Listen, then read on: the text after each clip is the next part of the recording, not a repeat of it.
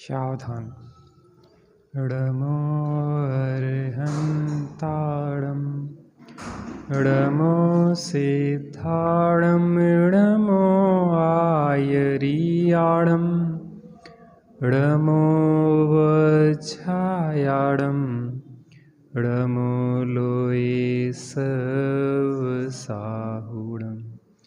सर्वव्यापीकचिद्रूप स्वरूपाय परात्मने शोपलब्धिप्रसिद्धाय ज्ञानानन्दात्मने नमः। ज्ञानानन्दात्मने नमः। ईश सुरासुरमणुसिन्धुवन्दितं धोदघायिकं मलम् प्रणमामि बद्धमाणं तीर्थं धम्मस्कतारं प्रणमामि बद्धमाणं तीर्थं धम्मस्कतारं परलक्षितजूं निज तत्व भजूं आत्मन निज में ही शांति मिले आत्मन निज में ही शांति। स्वतंत्रता का उद्घोष करने वाली यह जिनागम की महत्वपूर्ण गाथा, जो गाथा बताती है हमें कि हम अपना कार्य करने में पूर्णतः स्वाधीन हैं, अर्थात हमें अपना कार्य करने में, अपना आत्मा का कल्याण करने में, अपने अनंत और अव्यवहार्य सुख को प्राप्त करने में, अपने उस केवल ज्ञान, अनंत चतुष्टय, अनंत गुणों के स्वाभाविक परिणमन करने के लिए किसी की भी पराधीनता नहीं। ऐसी स्वाधीनता को समझ के हम अगर अपने उपयोग को अपने उपयोगवान में ढाल देते हैं तो हम स्वयंभू बन जाते हैं। स्वयं स्वयंभू हुए भगवान, निज बल से पाया निर्वाण। आपने निज बल से निर्वाण पाया है और हम भी निज बल से निर्वाण पाएंगे। चलिए गाथा क्रमांक 16 पाठ करते हैं। तह सोलध सहावो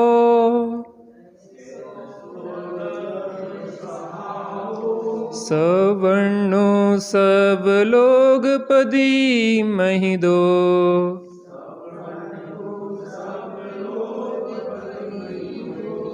ऊदो सय में वादा अवधिसयं भुत्तिणे दिठो।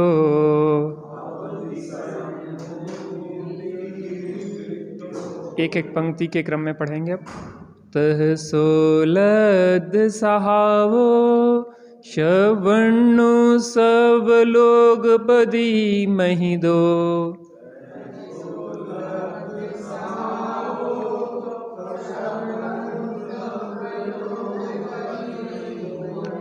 ऊदो सय में वादा अवधिसयं भुत्तिणे दिठो।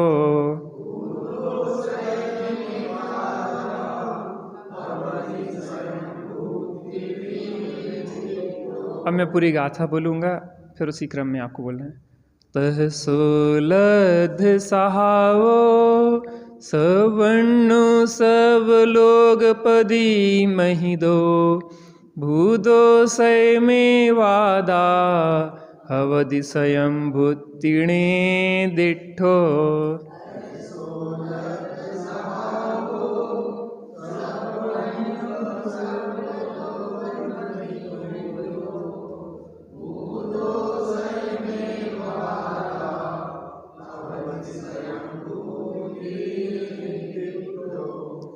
अब इसका पद्यानुवाद। सर्वज्ञ लद स्वभाव ने त्रिजगेंद्र पूजित एरिते स्वयमेव जीव थयो थको तेने स्वयं भूजिन कहे। कैसी स्वाधीनता के बोल हैं आचार्यों के। परामुख पर के और जो हमारी देखने की दृष्टि है कि दूसरा हमारा कल्याण कर देगा, मैंने तेरे ही भरोसे पारसनाथ भंवर में नैया डाल दे। अपने भरोसे ही निर्वाण की प्राप्ति होती है, किसी दूसरे के भरोसे नहीं होती है। अब शुद्धोपयोग से होने वाली शुद्धात्म स्वभाव की प्राप्ति अन्य कारकों से निरपेक्ष अर्थात स्वतंत्र होने से अत्यंत आत्माधीन है, लेस मात्र पराधीन नहीं है।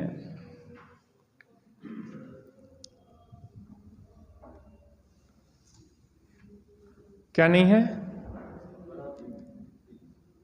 क्या पराधीन नहीं है? हमारा कल्याण किसी दूसरे के अधीन नहीं है, हमारा कल्याण हमारे ही अधीन है।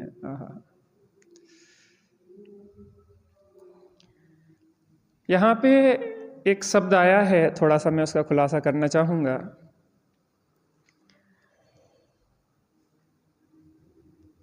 अन्य कारकों से निरपेक्ष। कारकों की जब चर्चा आती है तो 8 कारक होते हैं लौकिक शिक्षा की रीति में, लेकिन यहाँ धर्म क्षेत्र में 6 कारकों की चर्चा है, 60 कारक। कारक किसे कहते हैं? जो किसी ना किसी रूप में क्रिया का जनक होता है उसे कारक कहते हैं। जो किसी ना किसी रूप में क्रिया का जनक होता है, क्रिया को उत्पन्न करने वाला होता है, उसे क्या कहते हैं? कारक कहते हैं। कारक 6 होते हैं: कर्ता, कर्म, करण, संप्रदान, अपादान और अधिकरण। कर्ता किसे कहते हैं? जो स्वाधीनता से अपने कार्य को करता है उसे कर्ता कहते हैं। जो स्वाधीनता से अपने कार्य को करता है उसे क्या कहते हैं? कर्ता। कर्ता जिस कार्य को प्राप्त करता है उसे कर्म कहते हैं। कर्ता जिस कार्य को प्राप्त करता है उसे क्या कहते हैं? कर्म कहते हैं। कार्य के उत्कृष्ट साधन को करण कहते हैं। जो उसका साधन होता है ना, कार्य का उत्कृष्ट साधन, वो क्या कहलाता है? करण कहलाता है। कार्य जिसके लिए किया जाता है उसे संप्रदान कहते हैं। जिसके लिए उस कार्य को किया गया है वो क्या कहलाएगा? संप्रदान कहलाएगा। कार्य जिस ध्रुव स्थिर वस्तु में से किया जाता है उसे अपादान कहते हैं। कार्य जिस स्थिर ध्रुव वस्तु में से किया जाता है उसे क्या कहते हैं? अपादान कहते हैं। कार्य जिसके आधार से किया जाता है उसे अधिकरण कहते हैं।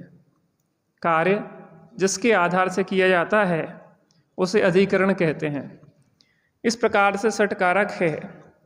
जैसे सामान्य भाषा में कर्ता ने कर्म को करण से, संप्रदान के लिए अपादान में से और अधिकरण माने आधार से।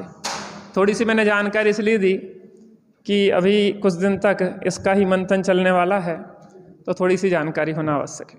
चलिए अपन फिर से आ जाते हैं गाथा पे। अन्वयार्थ उत्थानिका पे थोड़ी चर्चा कर लें।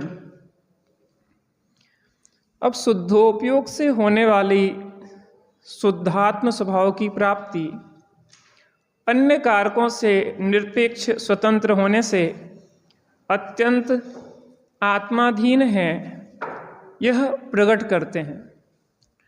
अभी शुद्धोपयोग की चर्चा की, उस शुद्धोपयोग से ही अनंत सुख की प्राप्ति होती है, उस शुद्धोपयोग से ही केवल ज्ञान की प्राप्ति होती है।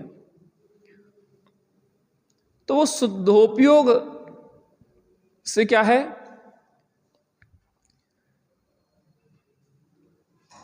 शुद्धोपयोग से होने वाली शुद्धात्म स्वभाव की प्राप्ति, शुद्धोपयोग से होने वाली शुद्धात्म स्वभाव की प्राप्ति, अर्थात शुद्धात्म स्वभाव की प्राप्ति अगर करना है तो वो शुद्धोपयोग से होगी।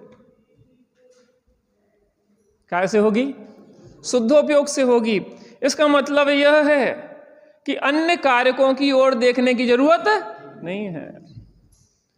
यहां तक कि भगवान की ओर देखने से भी मोक्ष मिलने वाला नहीं है। मैंने तेरे ही भरोसे पारसनाथ भंवर में नैया डाल दी, तो पारसनाथ भगवान भी कह रहे हैं तू मेरे भरोसे अगर नैया डालेगा तो डूब जाएगा, तू अपना भरोसा करेगा तो तिर जाएगा।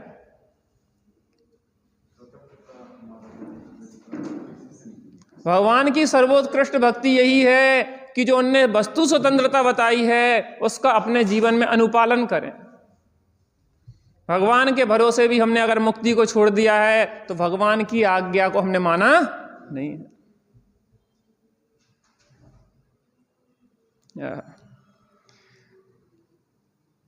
अन्य कारकों से निरपेक्ष होने से अत्यंत आत्माधीन है, अत्यंत आत्माधीन है, पूरी तरह से स्वाधीन कार्य है, पूरी तरह से स्वाधीन कार्य है। लेस मात्र भी पराधीनता नहीं है भाई साहब।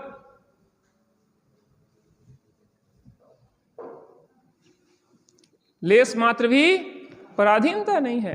हमारा सुख स्त्री के अधीन नहीं है, हमारा सुख पुत्र के अधीन नहीं है, हमारा सुख पति के अधीन नहीं है, हमारा सुख धन के अधीन नहीं है, हमारा सुख भगवान के तक अधीन नहीं है। हमारा सुख हमारे अधीन है, स्वाधीन है, निरपेक्ष है। क्या गजब बातें हैं। एक एक शब्द, एक एक सूत्र कितनी स्वाधीनता लाता है, जो जिन शासन में ही मिलेगा, अन्यत्र नहीं मिलेगा। और जो भगवान भी खुद कह रहे हैं, आचार्य भी खुद कह रहे हैं कि हमारे भरोसे तुम्हारा कार्य होने वाला नहीं है, क्योंकि हमारा कार्य भी दूसरे के भरोसे नहीं हुआ।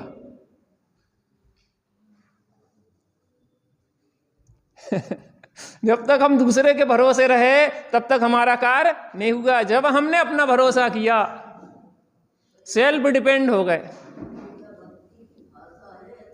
अभी बीच में कुछ नहीं लाना हमें। हम जिस विषय पे रहते हैं उसी के साथ न्याय करते हैं। जब भक्ति की बात करेंगे तो पूरी भक्ति पे रहेंगे। अभी तो हम एक सूत्री कार्यक्रम चलेगा, हमने नए पढ़ा दिए, इसलिए पहले वो आप हिसाब किताब लगाओ, क्योंकि अगर हम दूसरा नए लगाने लग जाएंगे तो हमारी बात का वजन कम हो जाएगा। आचार्य देव जिस बात को देना चाह रहे हैं उसका वजन घट जाएगा। अभी कुछ बात नहीं करेंगे हम, अभी निमित्तों की तरफ से कोई बात नहीं करेंगे, अभी तो उपादान की तरफ से बात करेंगे, क्योंकि यहाँ अभेद सटकारक की बात है। नए आपने पढ़े, आप हिसाब किताब लगाओ। वो पहले हम सब कोर्स आपको 1 महीना 1.5 महीने समझा चुके, बार बार नहीं समझाएंगे कि एक एक तरफ से, इसलिए हमने एक बार में सब आप रिवीजन करके आओ घर पे उसका, नयों का। इतनी स्वाधीनता कि पारसनाथ भगवान भी जब तक दूसरे के भरोसे रहे तब तक उन्हें निर्वाण प्राप्त नहीं हो पाया। जिस दिन उन्हें अपना भरोसा किया उन्हें मोक्ष सहज ही प्राप्त हो गया। स्वयंभू भगवान है।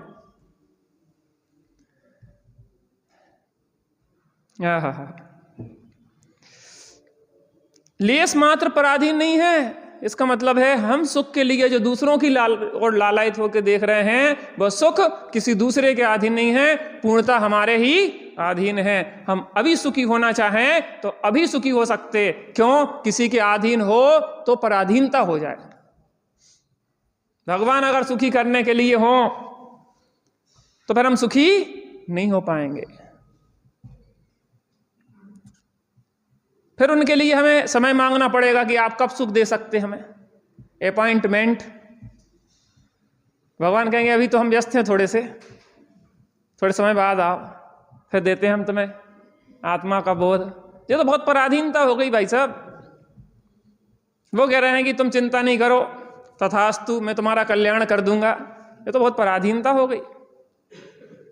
वो कह रहे हैं नहीं, तू स्वयंभू है, तेरा सुख तेरे में है, तेरी प्रभुता तेरे में है। तू चाहे तो अभी देख ले, तू चाहे तो कल देख ले, तू चाहे तो कभी ना देख। तुम्हारी चॉइस। तुम्हें संसार में रहना है कि मोक्ष में रहना है, तुम्हारी चॉइस। हम जबरदस्ती क्यों तुम्हें जबरदस्ती मोक्ष पहुंचाएं? हम होते कौन है तुम्हारे कर्ता? आहा, अन्व्यार्थ। तथा अर्थात इस प्रकार सह आत्मा, वह आत्मा लब्ध स्वभाव को प्राप्त, सर्वज्ञ सर्वज्ञ, सर्वलोकपति महिमा, सर्व और सर्व तीन लोक के अधिपतियों से पूजित, स्वयमेव भूता, स्वयमेव भुआ होने से, स्वयंभू भवति, स्वयंभू है, इति निर्दिष्ट, ऐसा जिनेंद्र देव ने कहा है। किसने कहा है? भगवान ने जगह कहा कि मेरे भरोसे पड़े रहना। कुंद आचार्य देव कह रहे हैं कि ये मेरी बात भी नहीं है। इति निर्दिष्टा, ये निर्दिष्ट किया गया है। किसने निर्दिष्ट किया है? जिनेंद्र परमात्मा ने निर्दिष्ट किया है। स्वामी जी कहते थे कि ये बातें कानों पढ़ना दुर्लभ छे, ये बातों कानों में जाना भी दुर्लभ है। इस कलिकाल में हमारे लिए तो चौथा काल चल रहा है। जो जिनेंद्र देव की बात हमें सुनने को और समझने को मिल रही हो, समझ में आ रही है।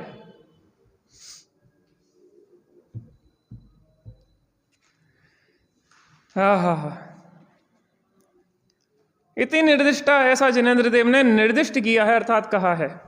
इस प्रकार वह आत्मा स्वभाव को प्राप्त, सर्वज्ञ और सर्व अर्थात तीन लोक के अधिपतियों से पूजित, स्वयं हुआ है। तीन लोक के अधिपतियों से पूजित क्यों हुआ है, कौन कौन है, वो मैं चर्चा कर चुका, इसलिए अब नहीं करूंगा, रिपीटेशन नहीं, समय कम है, विषय पे आगे बढ़ना है, इसलिए पिछला आप याद रखिए, बार बार रिपीट नहीं करूंगा। आप देर में आ रहे हैं, आपने पिछला नहीं सुन पाया, वो आपकी जिम्मेदारी है, आप फिर से सुन लीजिए। हम तो अपनी स्पीड में अपनी गाड़ी बढ़ाएंगे। लोग काय में व्यस्त हैं, किसके यहाँ शादी है, किसके यहाँ क्या है, किसके यहाँ उठाना है, क्या व्यवस्थाएं हैं, तुम्हें कहाँ जाना, क्या करना, हमें उससे मतलब नहीं है।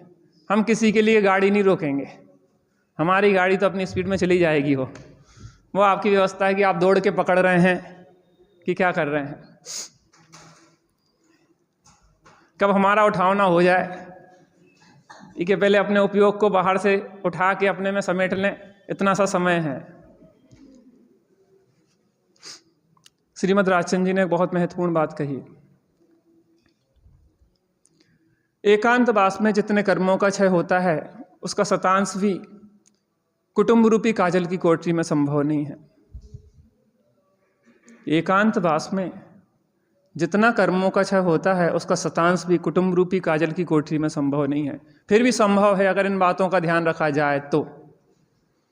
अल्पहासी हो, फालतू की हंसी मजाक में समय खराब करना हमारे लिए योग्य नहीं है, क्योंकि जीवन बहुत छोटा है। अल्पभाषी हो, व्यर्थ की बकवास करने के लिए हमारे पास समय नहीं है। जो जिव्या सार्थक बात करने के लिए मिली है, व्यर्थ की यहाँ वहाँ की बकवास करने के लिए नहीं मिली है। ये जिनवाणी के वचन कहने के लिए मिली है, सद वचन कहने के लिए मिली है, ये व्यर्थ की बकवास करने के लिए नहीं मिली। अल्पहासी, अल्पभाषी, अल्प परिचयी, व्यर्थ का परिचय बढ़ाने की, और जिज्जी कैसी हो, भैया कैसे हो, आप कैसे हो, इतनी व्यर्थ की बातें लगती हैं। यहीं बैठे बैठे हम अगल बगल वालों से उसको प्रसन्न करने के लिए बातें करने लग जाते हैं। अच्छा आओ बैठ जाओ बैठ जाओ, ये हो, आप बैठ गए, आप और हम दो जन हैं, तीसरा है ही नहीं। भी आ गई जिज्जी तो कुर्सी सरकने लगे। जिज्जी पहले से व्यवस्था करके बैठो। पंडित साहब हमेशा इस बात के लिए हम लोगों को डांटते थे कि आप पहले से सेटिंग करके बैठो, 4 लोग अतिरिक्त आ जाएं तो उनकी भी व्यवस्था करके बैठो। बीच में आप उपयोग यहाँ वहाँ करो, उससे वक्ता भी डिस्टर्ब होता है और आप भी डिस्टर्ब होते हैं। यहाँ आपने व्यवस्था कर दी, समोसा में बैठे हैं तो वहाँ व्यवस्था, सीटें खिलाने अगल बगल खिसकेंगे क्या? आप आगे से बैठो ना, आपकी व्यवस्था है, आप सीट 4 अतिरिक्त रखो, कुर्सी व्यवस्थाएं करो। 5 मिनट पहले आओ ना, एंड टाइम पे क्यों ट्रेन को दौड़ते हुए पकड़ने की आदत है हमारी। यहाँ की नहीं करे, आप लोग तो बहुत अच्छे हैं, हम तो वहाँ की बातें कर रहे हैं।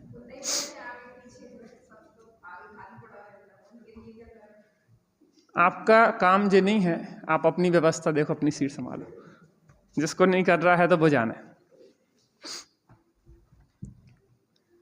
अल्प परिचय हो, व्यर्थ के परिचय में इतना समय खराब करते हैं, जिंदगी इतनी सी है, और व्यर्थ की रिश्तेदारी नातेदारी जज्जी भैया में लगे रहते, पूरी जिंदगी खराब कर रहे हैं।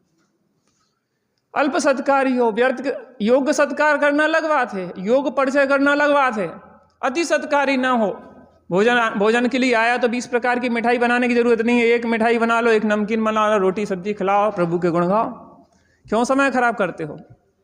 प्रेम से बनाओ, मधुरता से बनाओ, आत्मीयता से बनाओ, वात्सल्य से बनाओ।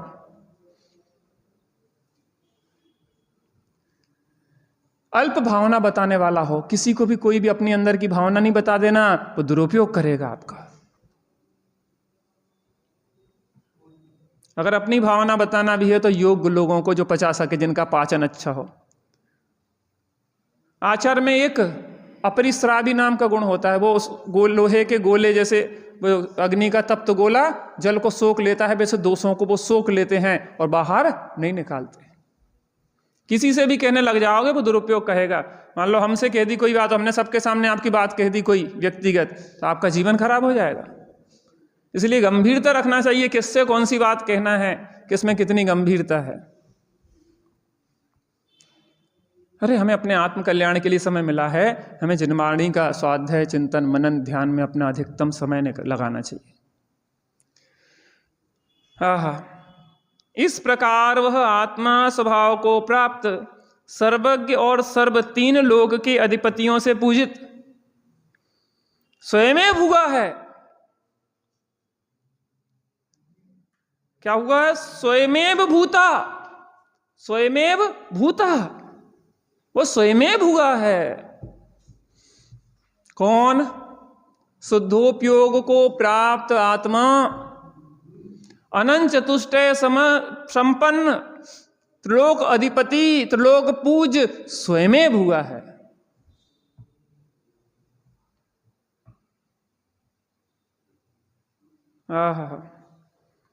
स्वयंभू है, स्वयंभू भवति, स्वयं भगवान हुआ है।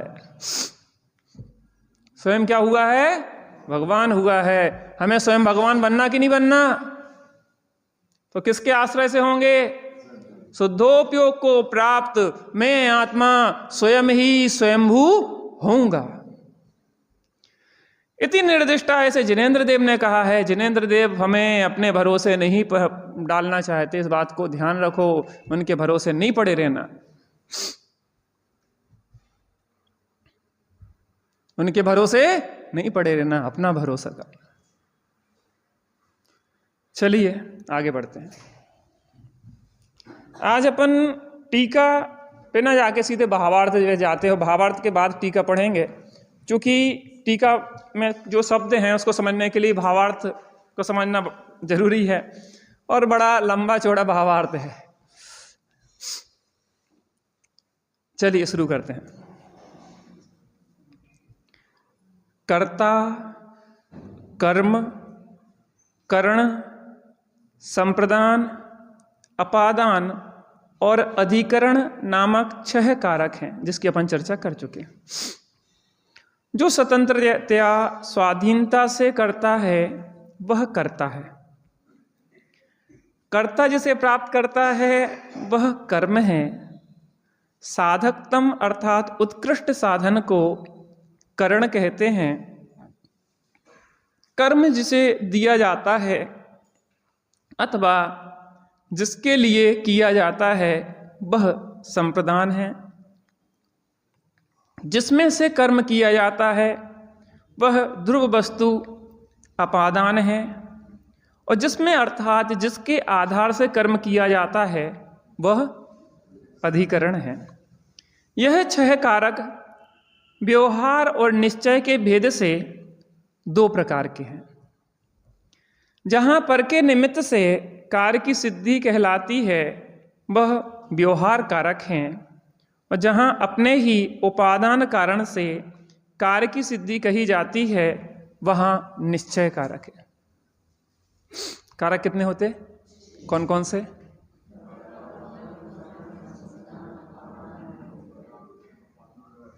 अधिकरण, बहुत बढ़िया। कर्ता किसे कहते हैं? उसमें देख के बोलिए, कर्ता किसे कहते हैं? जो स्वतंत्रता स्वाधीनता से करता है वह क्या है? कर्ता है। जो स्वाधीनता से अपने कार्य को, स्वतंत्र रूप से अपने कार्य को करता है वह कर्ता है। आगे, कर्म किसे कहते हैं? एक साथ बोलिए, कर्ता जिसे प्राप्त करता है वह कर्म है। कर्ता जिसे प्राप्त करता है वह क्या कहलाता है? कर्म। कर्ता जिसे प्राप्त करता है वह क्या कहलाता है? कर्म कहलाता है।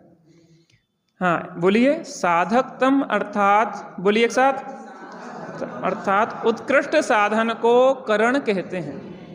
साधकतम अर्थात उत्कृष्ट साधन को क्या कहते हैं? करण।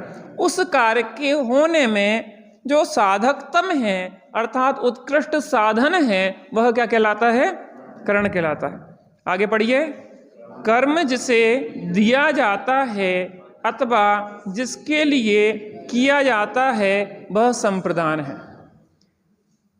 कर्म जिसके लिए किया जाता है, जिसके लिए वह कर्म किया जाता है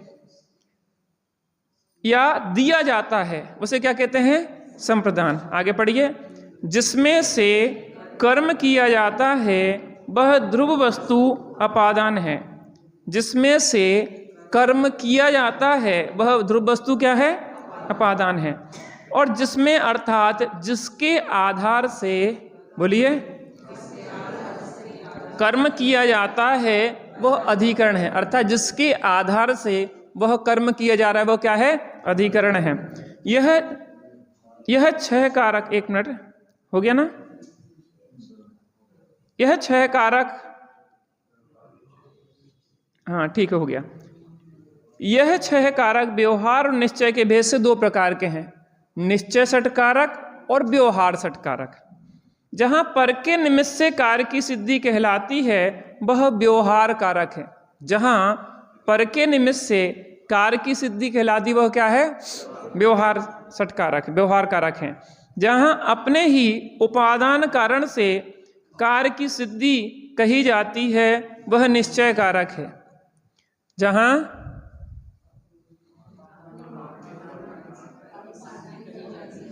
अपने ही उपादान कारण से कार्य की सिद्धि कही जाती है वह निश्चय कारक है। चलिए अब आगे देखते हैं। व्यवहार कारकों का दृष्टांत इस प्रकार है, कुम्हार कर्ता है, घड़ा कर्म है, दंड चक्र चीवर इत्यादि करण है। कुम्हार जल भरने वाले के लिए घड़ा बनाता है इसलिए जल भरने वाला संप्रदान है। टोकरी में से मिट्टी लेकर घड़ा बनाता है इसलिए टोकरी अपादान है। और पृथ्वी के आधार पर घड़ा बनाता है इसलिए पृथ्वी अधिकरण है। यहाँ सभी कारक भिन्न भिन्न हैं। अन्य कर्ता है, अन्य कर्म है, अन्य करण है, अन्य संप्रदान, अन्य अपादान और अन्य अधिकरण है। परमार्थता कोई द्रव्य किसी का कर्ता हर्ता नहीं हो सकता, इसलिए यह 6 व्यवहार कारक असत्य हैं।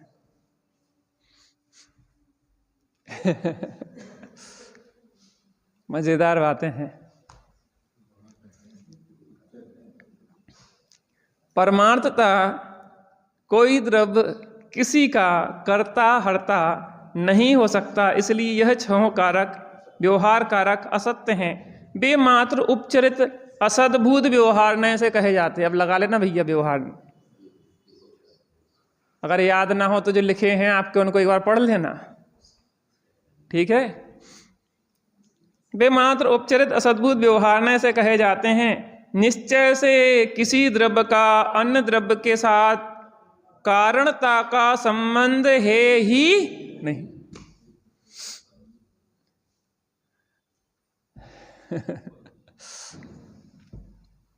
अब घड़े को समझ लेते हैं। घड़े के बनने की जो प्रोसेस है, प्रक्रिया है, उसको भी अपन समझ लेते हैं।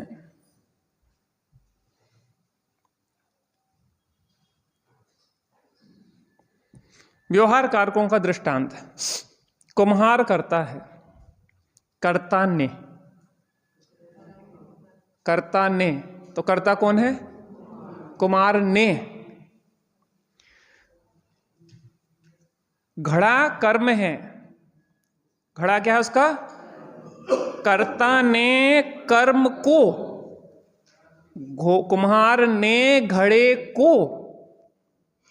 समझ में आ रहा कि नहीं आ रहा? कर्ता कुम्हार ने घड़े रूप कर्म को दंड चक्र चीवर इत्यादि करण से, कुम्हार कर्ता ने घड़े रूप कर्म को चक्र चीवर दंड आदि करण माने साधन से, उत्कृष्टतम साधन से, कुम्हार जल भरने वाले के लिए क्या है? संप्रदान।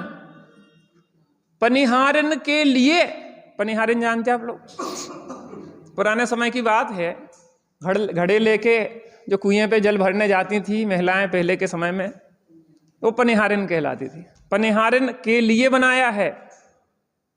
घड़े कुम्हार रूप कर्ता ने घड़े रूप कर्म को चक्र दंड चीवर आदि करण से और पनिहारन के लिए क्या हो गया? संप्रदान। इसलिए जल भरने वाला संप्रदान है। टोकरी में से मिट्टी लेकर घड़ा बनाता है, इसलिए टोकरी अपादान है। अपादान में से, मिट्टी ली जो उसने काय में से ली? टोकरी में से मिट्टी लेकर, और पृथ्वी के आधार पर घड़ा बनाता है, इसलिए पृथ्वी अधिकरण है।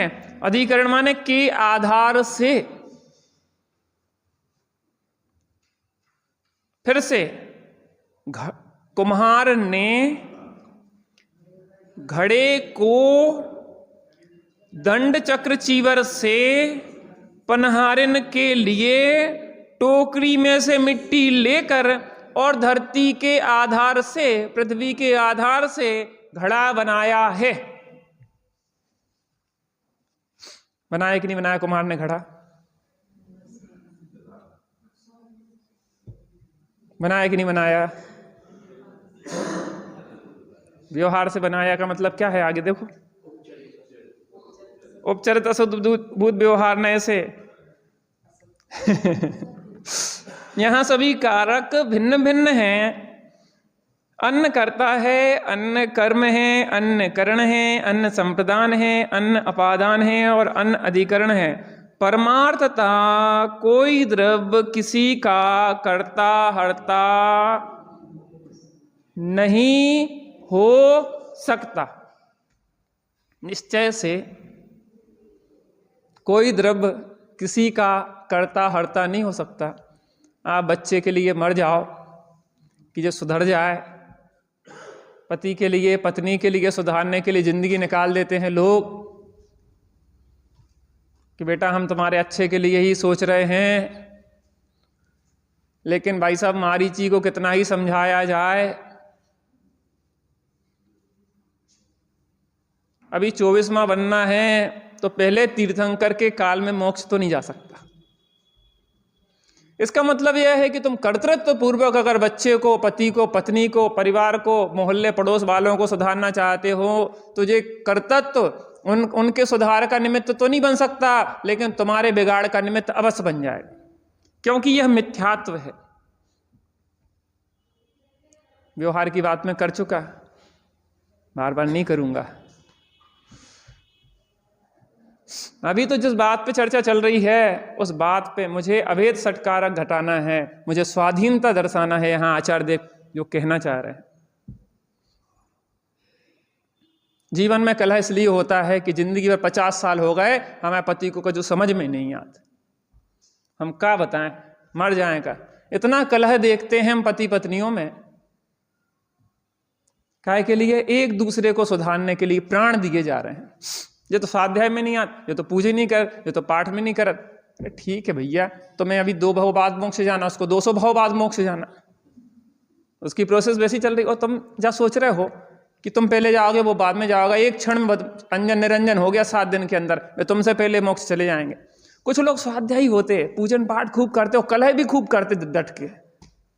यहाँ के लोगों की बात नहीं, और यहाँ के लोग तो बिल्कुल गऊ हैं, कलह भी डट के करते। 16 ऐसा करेंगे कि कपड़ा छूला तो समझ लो कि आज घर में हो गया सबका भोजन नहीं हो पाएगा शांति से, सुबह से शाम तक होगा फिर अच्छा 16 है। अरे 16 में छुप गए कपड़ा, सो ना करो भोजन, अरे कुछ ऐसो खा लो जी, में तुम्हें समस्या नहीं। सब कुछ दिमाग ज्ञान से ही समाधान मिलेगा। जिस समय जो समस्या आई, अब विधान चल रहा था, मैं आप लोगों के परिणाम पढ़ रहा था बहुत अच्छे से। आप लोग अधिक कई लोगों को इतनी आकुलता हो रही थी, अब क्या बताएं, जल्दी निपट जाए जल्दी निपट जाए, फिर स्वाध्याय करेंगे। विधान स्वाध्याय नहीं है क्या आपका? वो स्वाध्याय विधान नहीं है क्या? और विधान का अर्थ चौदहवीं गाथा में किया, विधान माने चारित्र। आपके जीवन में अगर शांति आ रही है तो आपने विधान किया है, और विधान में भी आकुलता हो रही तो क्या विधान किया? अरे स्वाध्याय को विधान की तरह करो, विधान को स्वाध्याय की तरह करो। चाचा उस दिन समझा रहे थे, बच्चे हैं नए आए हैं, वो समझा रहे हैं, समझ लें 2 बातें, क्या फर्क पड़ता है। कभी कभी तो पकड़ में आते हैं, हाँ? तो कम से कम उन्हें 2 बातें कान में पड़ जाएं। आप लोग अपनी बहुओं को तो भेजती हो, लेकिन आपकी लड़कियां और आपके लड़के वगैरह शायद बहुओं से कम बात मानते, क्योंकि आपकी बच्चियां तो हमें दिखाई नहीं देती, है ना। जी बच्ची आ गई ये तो अपवाद है। और आपके लड़के बहुएं, लेकिन इसलिए बहू को फिर भी कोसते रहते, हमारी लड़की गजब की है, और जो बहू तुम्हारी बात मान रही है वो कोस रहे हैं। आपके यहाँ की बात नहीं कर रहे हैं, यहाँ तो बिल्कुल चौथा काल चल रहा है। जो बहू आपकी पूरी सेवा कर रही है, और हमारा पक्ष कहाँ ढड़केगा। मरते समय भी एक जन त्यागी साहब बताते, मर रही थी अम्मा जी, और उन्होंने सोची कि हम जितनी संपत्ति है सोनो चांदी अपनी बिटिया को दे जाएंगे मरते समय। अब बिटिया को खूब बुलाया लेकिन आ नहीं पाई, तो पड़ोसन को दे दो कि हमें बिटिया आएगी मरवे के वासु को दे दियो, पड़ोसन में अपने पास रख लो, को है पर देखे वालों कि कीने दो तुम तो चलिए गए जी। बहू ने 24 घंटा सेवा कर रही है, जो तुम्हारे लिए जी रही है, मर रही है, वो सब कुछ कर रही।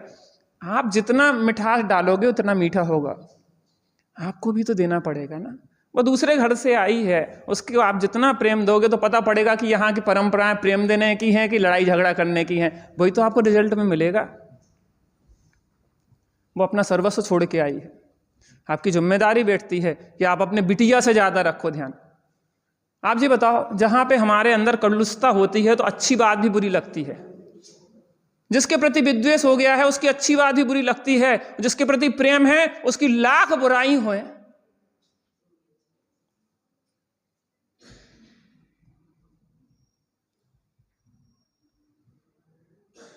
वो शोले का डायलॉग याद करें कि तुम्हारे दोस्त में लाख बुराई है लेकिन तुम्हारे मुंह से अच्छा ही निकलती है।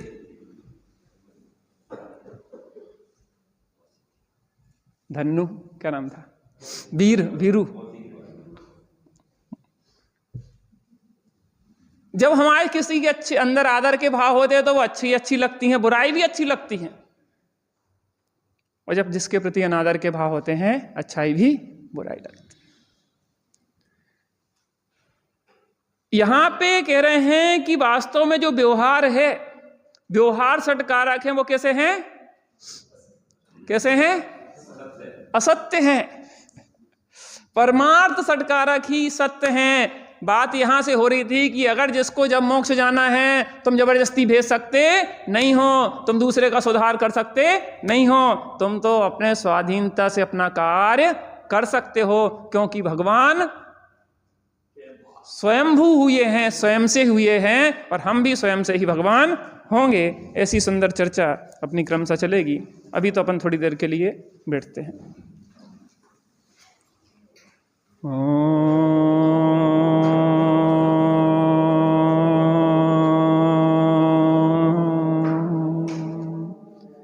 शांति शांति शांति।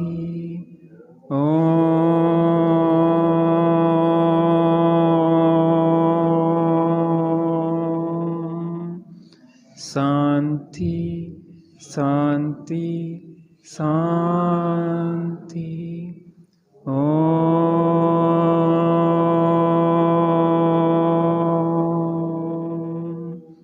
शांति शांति शांति। हमें आचार्यों के वचन निर्भर करते हैं, निश्चिंत करते हैं, स्वाधीन करते हैं। आचार्य देव कह रहे हैं कि तुम्हारा आत्मा का कल्याण तुमसे ही होगा। आत्मा मोक्ष को प्राप्त शुद्धोपयोग से होती है, इसलिए अपने उपयोग को अपने उपयोगवान में डुबो दें तो हम स्वयंभू हो जाएं, अर्थात हम परमात्म पद को प्राप्त कर लें। क्योंकि सम्यक्त से लेके सिद्ध दशा तक स्वाधीन है, स्वरूप के अधीन है, इसलिए हमें अपना ही भरोसा करना होगा। मैं शुद्धात्मा हूँ ऐसी प्रतीति लाना होगी, ऐसा विश्वास लाना होगा। मैं शुद्धात्मा हूँ ऐसा ज्ञान करना होगा, और शुद्धात्मा में ही स्थिरता से हम स्वयं स्वयंभू होंगे, हम सुखी होंगे।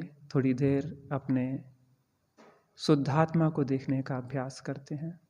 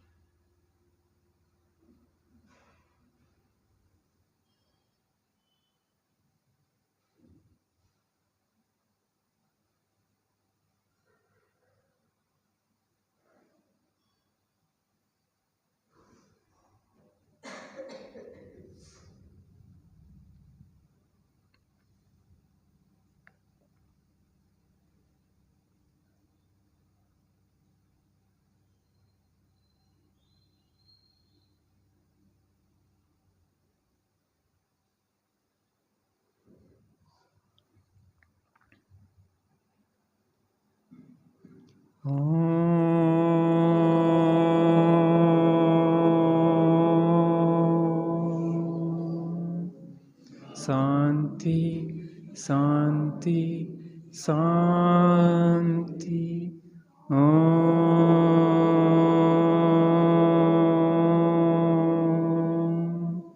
शांति शांति शांति।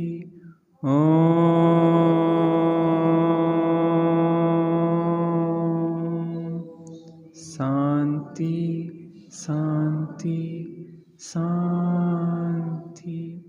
सहजानंदी शुद्ध स्वरूपी अविनाशी हूँ आत्मस्वरूप। सहजानंदी शुद्ध स्वरूपी अविनाशी हूँ आत्मस्वरूप। सहजानंदी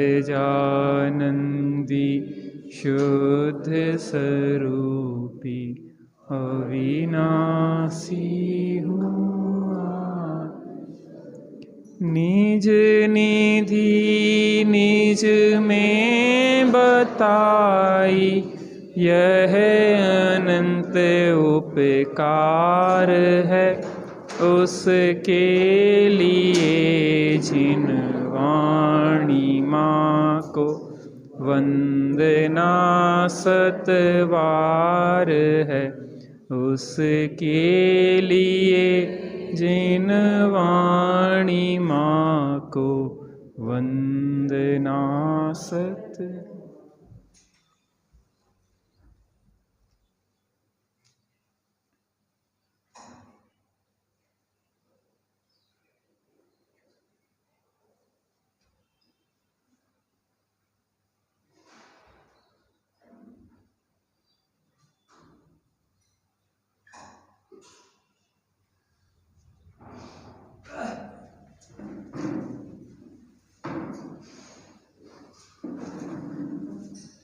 द्वादशांतर्वाणी माता की जय। महाजय।